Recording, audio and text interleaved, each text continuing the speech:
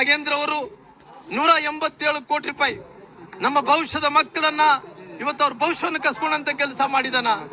ನಮ್ಮ ಬುಡಕಟ್ಟು ಸಮುದಾಯಗಳನ್ನ ಅವ್ರ ಭವಿಷ್ಯವನ್ನು ಕಸ್ಕೊಂಡಂತ ಕೆಲಸ ಮಾಡಿದಾರ.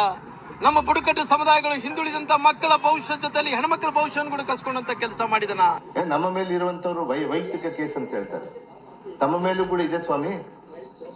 26 ಎಕರೆಯಿಂದ ತಾವು ನಮ್ಮ ಸರ್ಕಾರಿ ಜಾಗನ ಗುಳು ಮಾಡಿರೋದು ಕೂಡ ಗೊತ್ತಿದೆ.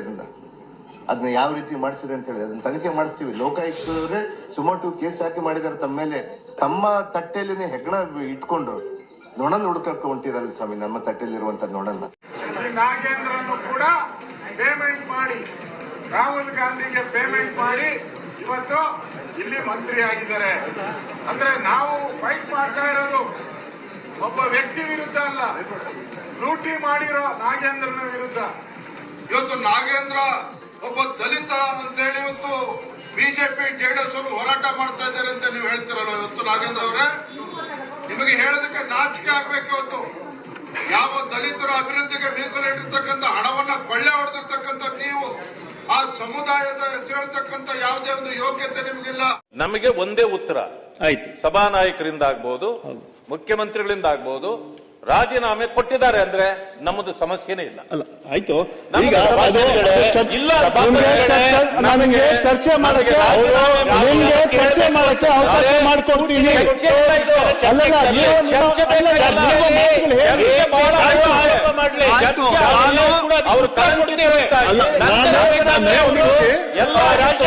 ಮತ್ತೆ ಅವ್ರಿಗೇನು ಗ್ರೀನ್ ಚೀಸ್ ಇದು ಚಿಕ್ಕಿಲ್ಲ ಅವ್ರಿಗೆ.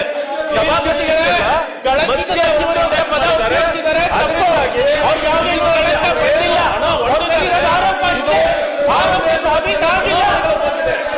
ಕಾರಣದಿಂದ ನಾವು ಯಾವುದೇ ಕಾರಣಕ್ಕೂ ಒಪ್ಪೋದಿಲ್ಲ. 11,357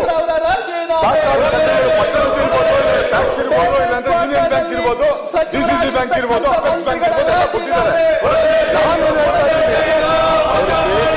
ಪ್ರಶ್ನೆ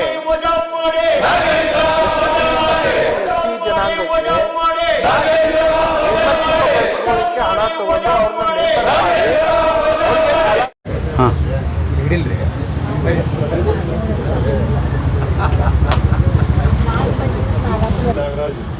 ಇತ್ತೀಚೆಗೆ ಸಚಿವ ಸಂಪುಟ ವಿಸ್ತರಣೆ ಸಂದರ್ಭದಲ್ಲಿ ರಾಜ್ಯದ ಕಾಂಗ್ರೆಸ್ ಸರ್ಕಾರ ಈ ಹಿಂದೆ ವಾಲ್ಮೀಕಿ ನಿಮ್ಗದಲ್ಲಿ ಸುಮಾರು 187 ಕೋಟಿ ರೂಪಾಯಿಗಳ ಅವ್ಯವಹಾರ ಮಾಡಿರ್ತಕ್ಕಂಥ ನಾಗೇಂದ್ರ ಅವರನ್ನ ಜೈಲಿಗೆ ಹೋಗಿ ಬಂದಿರತಕ್ಕಂಥ ಒಬ್ಬ ಭ್ರಷ್ಟ ರಾಜಕಾರಣಿಯನ್ನು ಅವರು ಮತ್ತೆ ಮಂತ್ರಿ ಮಾಡೋದ್ರ ಮುಖಾಂತರ ಒಂದು ಬಂಡತನವನ್ನು ಇವತ್ತು ಕಾಂಗ್ರೆಸ್ ಸರ್ಕಾರ ಪ್ರದರ್ಶನ ಮಾಡಿದೆ. ಹೀಗಾಗಿ ರಾಜ್ಯದ ಯಾವ ಪರಿಶಿಷ್ಟ ಜಾತಿಯ ಜನರ ಹಣ ಅದು ದುರುಪಯೋಗ ಆಗಿದೆ, ಅದನ್ನು ತನಿಖೆ ಮಾಡೋದು ಬಿಟ್ಟು ಮತ್ತೆ ವಾಪಸ್ ಅವ್ರನ್ನ ಮಂತ್ರಿ ಮಾಡೋದ್ರ ಮೂಲಕ ಅವರು ಸಮರ್ಥನೆ ಮಾಡ್ಕೊಳ್ಳೋಕೆ ಹೊಂಟಿದ್ದಾರೆ. ಹೀಗಾಗಿ ಭಾರತೀಯ ಜನತಾ ಪಾರ್ಟಿ ಅಹೋರಾತ್ರಿ ಧರಣಿ ಮಾಡೋದ್ರ ಮುಖಾಂತರ ಅವ್ರನ್ನ ಸಚಿವ ಸಂಪುಟದಿಂದ ಕೈ ಬಿಡಬೇಕು ಅಂಥೇಳಿ ನಾವು ಒತ್ತಾಯವನ್ನು ಮಾಡ್ತಾಯಿದ್ದೇವೆ. ಭಾರತೀಯ ಜನತಾ ಪಾರ್ಟಿಯ ಪದಾಧಿಕಾರಿಗಳು ನಾವು ಹೊರಗಡೆ ಹೋರಾಟ ಮಾಡ್ತಾಯಿದ್ರೆ, ಭಾರತೀಯ ಜನತಾ ಪಾರ್ಟಿಯ ಶಾಸಕರು ವಿಧಾನಸಭೆ ಒಳಗಡೆ ಹೋರಾಟ ಮಾಡ್ತಾಯಿದ್ದಾರೆ. ಅವರು ಎಲ್ಲಿ ತನಕ ರಾಜೀನಾಮೆ ಕೊಡೋದಿಲ್ಲ ಅಲ್ಲಿ ತನಕ ಈ ಹೋರಾಟವನ್ನು ಮುಂದುವರಿಸ್ಕೊಂಡು ಹೋಗ್ಬೇಕು ಅನ್ನುವಂಥ ತೀರ್ಮಾನವನ್ನು ಪಕ್ಷ ಇವತ್ತು ತೆಗೆದುಕೊಂಡಿದೆ. ಇದು ಅಹೋರಾತ್ರಿ ಇರೋದ್ರಿಂದ ಅಹೋರಾತ್ರಿ ಇರೋದು ಅವರು ರಾಜೀನಾಮೆ ಕೊಡೋವರೆಗೆ ನಿಲ್ಲಂಗಿಲ್ಲ, ಕೊಡೋವರೆಗೆ ಹೋರಾಟ ಮುಂದುವರಿಸ್ಬೇಕಂತ ತೀರ್ಮಾನ ಮಾಡಿದ್ದಾರೆ. ನಾಗೇಂದ್ರ ಅವರು ಕಳೆದ ಸಂಪುಟದಲ್ಲಿ ಮಿನಿಸ್ಟರ್ ಆದಾಗ 187 ಕೋಟಿ ಹಗರಣವನ್ನು ಮಾಡಿ ಜೈಲಿಗೆ ಹೋಗಿದ್ದರು. ಅವ್ರದ್ದು ಇನ್ನೂ ಕೇಸ್ ನಡೀತಾ ಇರಬೇಕಾದ್ರೂ ಈಗ ಹೊಸ ಮುಖ್ಯಮಂತ್ರಿ ಆಗಿರುವ ಡಿ ಕೆ ಶಿವಕುಮಾರ್ ಅವರು ಮತ್ತು ಅವ್ರನ್ನ ಮಿನಿಸ್ಟರ್ ಮಾಡಿದ್ದಾರೆ. ಎಸ್ ಟಿ ಸಮುದಾಯಕ್ಕೆ ಡೆವಲಪ್ಮೆಂಟ್ಗೆ ಹೋಗಬೇಕಾದ 187 ಕೋಟಿ ಹಣ ವ್ಯವಹಾರ ತಪ್ಪಾಗಿದೆ. ಅದರದ್ದು ಸ್ಪಷ್ಟೀಕರಣ ಆಗದೇ ಇದ್ದರೂ ಅವರಿಗೆ ಮತ್ತು ಮಿನಿಸ್ಟರ್ಶಿಪ್ ಕೊಟ್ಟಿದ್ದಾರೆ. ಇಂಥ ಭ್ರಷ್ಟ ಮಿನಿಸ್ಟರ್ಗಳು ಇರೋದ್ರಿಂದ ಕರ್ನಾಟಕದ ಡೆವಲಪ್ಮೆಂಟ್ ಆಗ್ತಾಯಿಲ್ಲ. ಅದಲ್ಲದೆ ಈಗ ನೀವು ಬೆಳಗಾವಿಯಲ್ಲಿ ನೋಡಿರ್ಬೋದು, ಎಲ್ಲಿನೂ ರೋಡ್ಗಳು ಡೆವಲಪ್ಮೆಂಟ್ ಆಗ್ತಾಯಿಲ್ಲ ಮತ್ತು ಬರಗಾಲ ಬಿದ್ದಿದೆ ಎಲ್ಲ ಕಡೆ. ರೈತರಿಗೂ ಏನೂ ಪರಿಹಾರ ಸಿಗ್ತಾ ಇಲ್ಲ. ಇಂಥ ಒಳ್ಳೆ ಕೆಲಸ ಮಾಡೋದನ್ನ ಬಿಟ್ಟು ಇಂಥ ಭ್ರಷ್ಟ ಇವರು MLAಗಳನ್ನ ತೊಗೊಂಡು ಮಿನಿಸ್ಟರ್ ಮಾಡ್ತಾಯಿದ್ದಾರೆ. ಅದಕ್ಕೆ ನಾಗೇಂದ್ರ ಅವ್ರನ್ನ ವಜಾ ಮಾಡುವವರೆಗೂ ಮಿನಿಸ್ಟ್ರದಿಂದ ನಾವು ಇದೇ ರೀತಿ ರಾತ್ರಿ ಹಗಲು ಇದೇ ರೀತಿ ಸ್ಟ್ರೈಕ್ ಮಾಡ್ತೀವಿ. ಮುರುಗೇಂದ್ರಗೌಡ ಪಾಟೀಲ್ ಅಂದರೆ ಇದು ಅಹೋರಾತ್ರಿ ನಮ್ಮ ಬೆಳಗಾವಿ ಜಿಲ್ಲೆಯಲ್ಲಿ ಪ್ರತಿಭಟನೆ ನಾಗೇಂದ್ರ ಅವರ ರಾಜೀನಾಮೆ ನಿಮಿತ್ತವಾಗಿ ಅಹೋರಾತ್ರಿ ಹೋರಾಟವನ್ನು ಜರುಗಿಸಿದ್ದೇವೆ. ಕಾರಣ ಸಿದ್ದರಾಮಯ್ಯ ಸರ್ಕಾರದಲ್ಲಿ ಬಿ ನಾಗೇಂದ್ರ ಅವರು 187 ಕೋಟಿ ರೂಪಾಯಿ ಹಗರಣದಲ್ಲಿ ಅವರು ಭಾಗಿಯಾಗಿದ್ದಾರೆ ಅಂಥೇಳಿ ಅವಾಗ ಹೋರಾಟ ಮಾಡಿ ಅವ್ರನ್ನ ರಾಜೀನಾಮೆ ಕೇಳಿತ್ತು. ಅದು ರಾಜೀನಾಮೆ ಸಿದ್ದರಾಮಯ್ಯವರ ಸರ್ಕಾರದಲ್ಲಿ ಕೊಟ್ಟಿದ್ದರು. ಆದ್ರೆ ಈ ಸರ್ಕಾರ ಅಂದ್ರೆ ಡಿ ಕೆ ಶಿವಕುಮಾರ್ ಅವರ ಸರ್ಕಾರದಲ್ಲಿ ಒಂದು ಭ್ರಷ್ಟಗಳು ಯಾರು ಇರುವುದಿಲ್ಲ ಅಂಥೇಳಿ ಒಂದು ಉದ್ದೇಶದಿಂದ ಎಲ್ಲ ಜನರು ತಿಳ್ಕೊಂಡಿದ್ರು. ಆದ್ರೆ ಈ ಡಿ ಕೆ ಶಿವಕುಮಾರ್ ಅವರ ಒಂದು ಸರ್ಕಾರದಲ್ಲಿಯೂ ಸಹ ಈ ಭ್ರಷ್ಟ ರಾಜಕಾರಣಿಗಳನ್ನು ಸಚಿವರಾಗಿ ಮಾಡಿದ್ದಾರೆ. ಬಿ ನಾಗೇಂದ್ರ ಅವರ ಒಂದು ರಾಜೀನಾಮೆ ನಿಮಿತ್ತವಾಗಿ ನಾವು ಇಡೀ ರಾಜ್ಯದಲ್ಲಿ ಎಲ್ಲ ಜಿಲ್ಲೆಗಳಲ್ಲಿ ಇದೊಂದು ಹೋರಾಟ ಹಮ್ಮಿಕೊಳ್ಳಲಾಗಿದೆ. ಅವರ ಒಂದು ರಾಜೀನಾಮೆ ಮುಖಾಂತರ ಈ ಹೋರಾಟವನ್ನು ಕೊನೆ ಮಾಡಲಾಗುವುದು ಅಂತ ಹೇಳೋದು. ಓಕೆ ಸರಿ, ಎಲ್ಲಿ ತರಿಸಿದ್ರೇನೋ? Thank you. ಗೀತಾ ಸುತಾರ್, ಬೆಳಗಾವಿ ಮಹಾನಗರ BJP ಅಧ್ಯಕ್ಷ. ನಗರ ಘಟಕದ ಅಧ್ಯಕ್ಷರು ನೀವು ಈಗ? ಹಾಂ, ಬಿಜೆಪಿ ನಗರ ಘಟಕದ BJP ನಗರ ಘಟಕದ ಅಧ್ಯಕ್ಷರು ಗೀತಾ ಸುತಾರ್ ನಾನು. ಇವತ್ತಿನ ದಿನ ಕರ್ನಾಟಕದಲ್ಲಿ ಪ್ರತಿ ಒಂದು ಜಿಲ್ಲೆಯಲ್ಲಿ ಈ ಒಂದು ಅಹೋರಾತ್ರಿ ರಾತ್ರಿ ಹಗಲಿ ಒಂದು ಪ್ರತಿಭಟನೆಯನ್ನು ಹಮ್ಮಿಕೊಳ್ಳಲಾಗಿದೆ.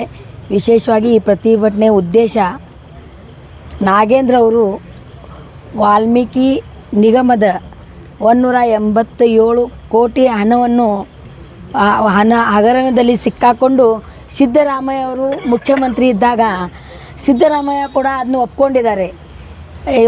ವಾಲ್ಮೀಕಿ ನಿಗಮದಲ್ಲಿ ಹಗರಣ ಆಗಿದೆ ಅಂತ ಒಪ್ಕೊಂಡು ಅವ್ರಿಗೆ ರಾಜೀನಾಮೆ ಕೊಡಿಸಿ ಅವ್ರು ಜೈಲ್ದಲ್ಲಿ ಕೂಡ ಹೋಗಿ ಬಂದರು. ಆದರೂ ಸಹ ಇಂಥ ಭ್ರಷ್ಟ ಒಂದು ಶಾಸಕರನ್ನು ಈಗಿನ ಮುಖ್ಯಮಂತ್ರಿಗಳಾದ ಡಿ ಕೆ ಶಿವಕುಮಾರ್ ಅವರು ತಮ್ಮ ಸಂಪುಟದಲ್ಲಿ ಅವರು ಸೇರಿಸ್ಕೊಂಡಾರ. ಆದರೆ ಇದ್ರ ಮೇಲೆ ಗೊತ್ತಾಗ್ತದೆ ಕಾಂಗ್ರೆಸ್ ಸರ್ಕಾರ ಎಷ್ಟು ಭ್ರಷ್ಟ ಸರ್ಕಾರ. ಅವ್ರಿಗೆ ಜನರ ಪರವಾನೇ ಇಲ್ಲ. ಜನರಿಗೆ ಏನು ತೊಂದರೆ ಆಗ್ತಾಯಿದೆ ಅನ್ನೋವಂಥದ್ದು ವಿಚಾರೇ ಇಲ್ಲ.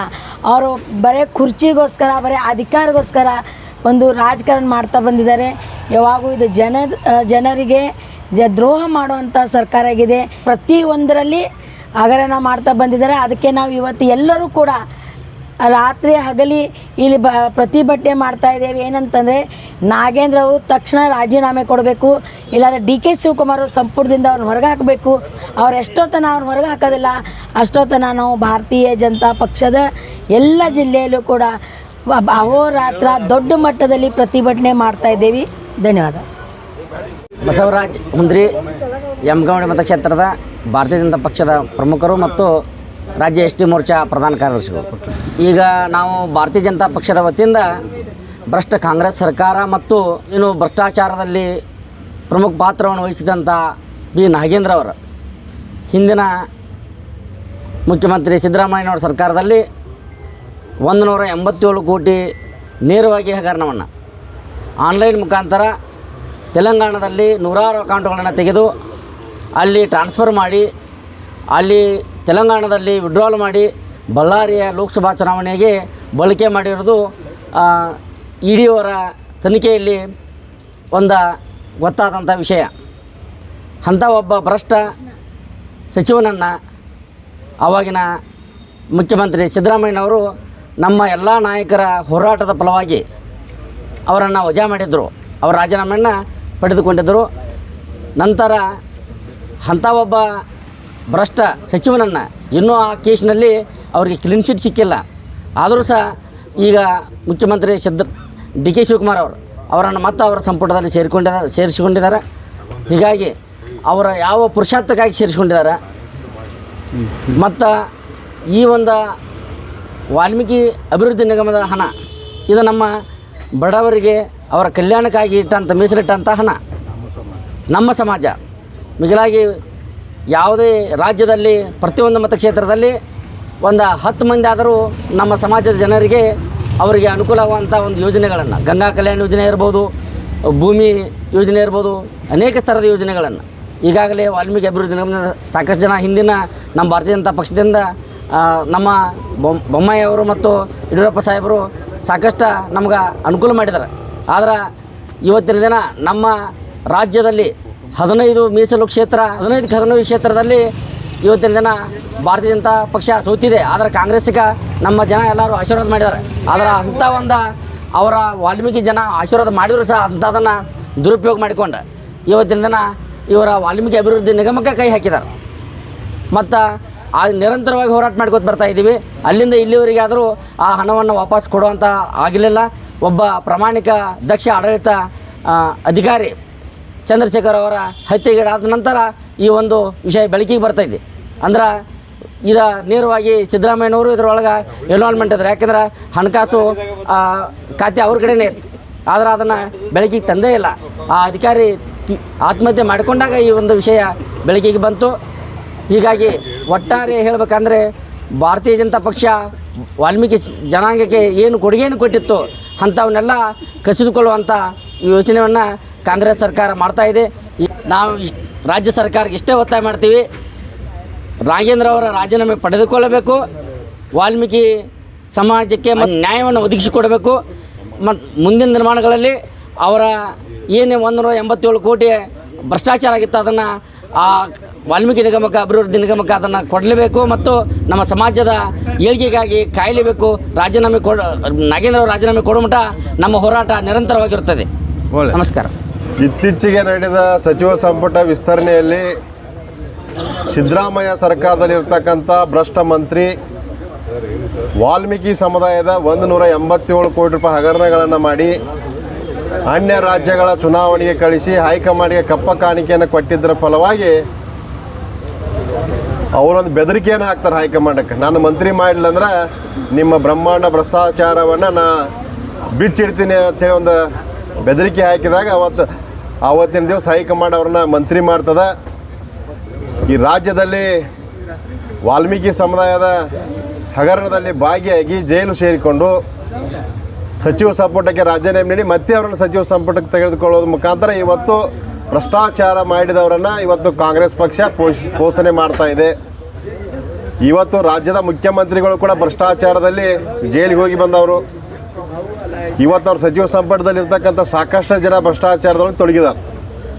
ಕಾಂಗ್ರೆಸ್ ಈ ರಾಜ್ಯದಲ್ಲಿ 3 ವರ್ಷ ಆಯ್ತು ಅಧಿಕಾರಕ್ಕೆ ಬಂದು, ಯಾವುದೇ ಅಭಿವೃದ್ಧಿ ಯೋಜನೆಗಳಿಲ್ಲ, ಸರಿಯಾದ ರಸ್ತೆಗಳಿಲ್ಲ, ಕುಡಿಯುವ ನೀರು ಸರಿಯಾಗಿ ಬರ್ತಾ ಇಲ್ಲ, ರೈತರಿಗಾಗಿ ಯಾವುದೇ ನೀರಾವರಿ ಯೋಜನೆಗಳು ಜಾರಿ ಮಾಡ್ತಾ ಇಲ್ಲ.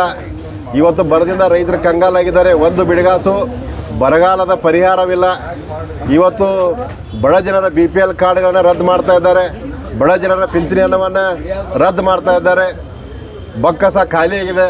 ಸರ್ಕಾರದಲ್ಲಿ ₹1 ಕೂಡ ಅನುದಾನ ಕೊಡಲಿಕ್ಕೆ ಹಣ ಇಲ್ಲ. ಭಾರತೀಯ ಜನತಾ ಪಾರ್ಟಿ ಒಂದು ಆಗ್ರಹವನ್ನು ಮಾಡ್ತಿದೆ. ಬ್ರಹ್ಮಾಂಡ ಭ್ರಷ್ಟಾಚಾರ ಮಾಡಿದಂಥ ಬಿ ನಾಗೇಂದ್ರ ಅವರನ್ನು ತಕ್ಷಣ ಸಚಿವ ಸಂಪುಟದಿಂದ ವಜಾ ಮಾಡ್ಬೇಕಂತೇಳಿ ಮಾನ್ಯ ಮುಖ್ಯಮಂತ್ರಿ ಅವರಿಗೆ ಆಗ್ರಹ ಮಾಡ್ತೀವಿ. ಆ ವಜಾ ಎಲ್ಲಿ ತನಕ ಮಾಡೋದು ಅಲ್ಲಿ ತನಕ ಭಾರತೀಯ ಜನತಾ ಪಾರ್ಟಿ ಉಗ್ರವಾದಂಥ ಹೋರಾಟವನ್ನು ನಾವು ಮಾಡ್ತೀವಿ. ಈಗ ಸಹನೆಯಿಂದ ತಾಳ್ಮೆಯಿಂದ ಹೋರಾಟವನ್ನು ನಾವು ಮಾಡ್ತಾಯಿದ್ದೀವಿ. ಮುಂದೊಂದು ದಿನ ಈ ಹೋರಾಟ ಉಗ್ರ ರೂಪ ತಳೆಯುವುದರ ಯಾವುದೇ ಸಂಶಯ ಇಲ್ಲ. ಅಷ್ಟರೊಳಗೆ ಬೇಗನೆ ಅವರನ್ನು ಸಚಿವ ಸಂಪುಟದಿಂದ ಹೊರಗೆ ಹಾಕಬೇಕಂತೇಳಿ ಮಾನ್ಯ ಮುಖ್ಯಮಂತ್ರಿಗಳಲ್ಲಿ ವಿನಂತಿಯನ್ನು ಮಾಡ್ತಾಯಿದ್ದೀವಿ.